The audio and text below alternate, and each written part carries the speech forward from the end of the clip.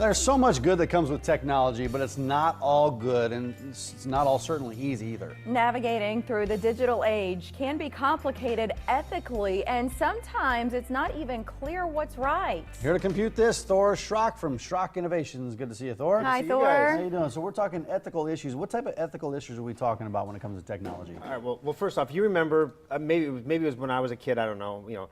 The would you rather jokes. Like, would you rather do this really unpleasant thing or this really ridiculous thing? Right. And you had to like try to rationalize what. So you totally stole my thunder because today is National Would You Rather Day. What? No, it's not. Oh man, we have some of these national days. I don't know where they come up with I some would of this believe stuff. it. Like where your brother would say, would you rather do this or that? And he'd say, Would oh, you rather Mary slide down a said razor you blade did into a barrel of iodine or Right. Eat a bag of ants. Right. Yeah, something like that. So what does that mean in technology and some of the innovations Yeah. that we're seeing right now? Let's take autonomous cars, for example. Okay. Let's say you're driving along in your autonomous car. I won't say the kind of brand is. You're driving along, having a great time. And then suddenly some stupid human is driving a Mack truck right at you. You have buildings on your right, there's people behind you. To your left, there's another lane of traffic and then a cliff. Well, you're going to get killed by this truck. Now your car is driving. So the question is, does the car take the hit and kill you? Or does it try to move into the left lane, which pushes a school bus full of children off the cliff? Jeez.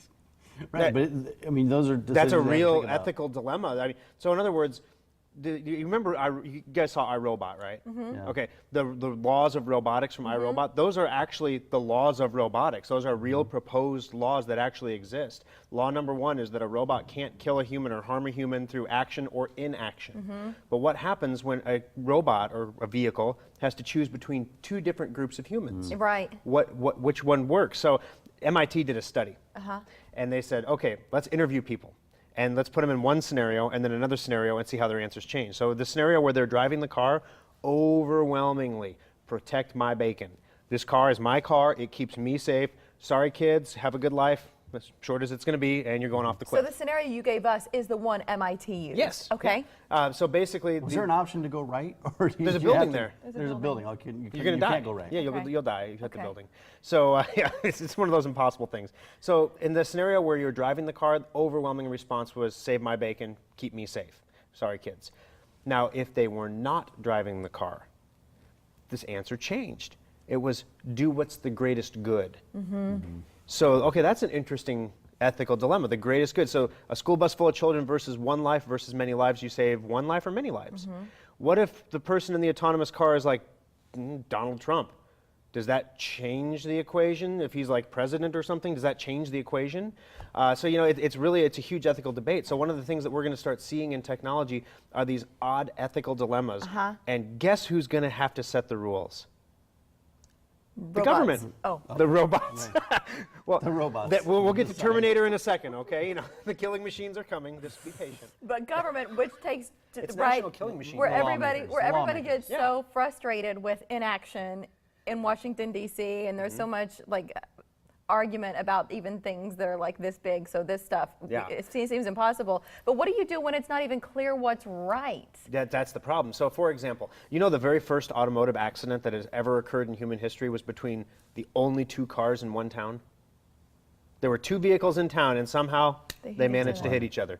And so it's like, who decided we drive on the right side of the road?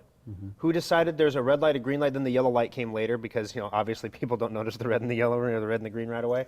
So who made these decisions that this is how we, yield to the person on your right? Who decided that?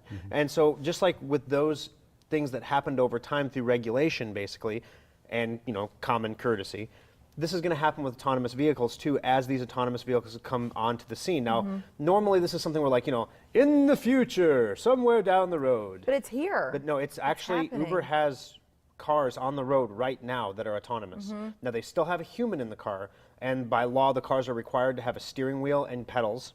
And don't you have to have your hands on the wheel? There are sensors that sort of say you're alert, Well, you're when you ready. think about the autonomous Tesla accidents, the driver was watching Harry Potter when the Navy SEAL guy that got killed, he was watching Harry Potter when his car flipped over.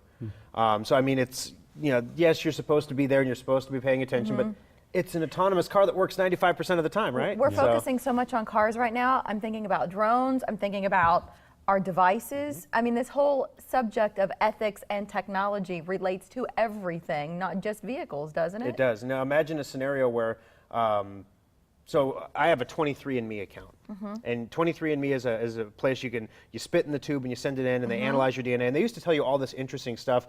Then the FDA got involved and told them they couldn't tell you anything about your health. Now they can just tell you, how much Neanderthal you are, basically. I'm a very low percentage Neanderthal. Good for you. Just throwing that in the mix. Good. Yeah, forehead's pretty short. But you're bragging about that. That's awesome. Yes.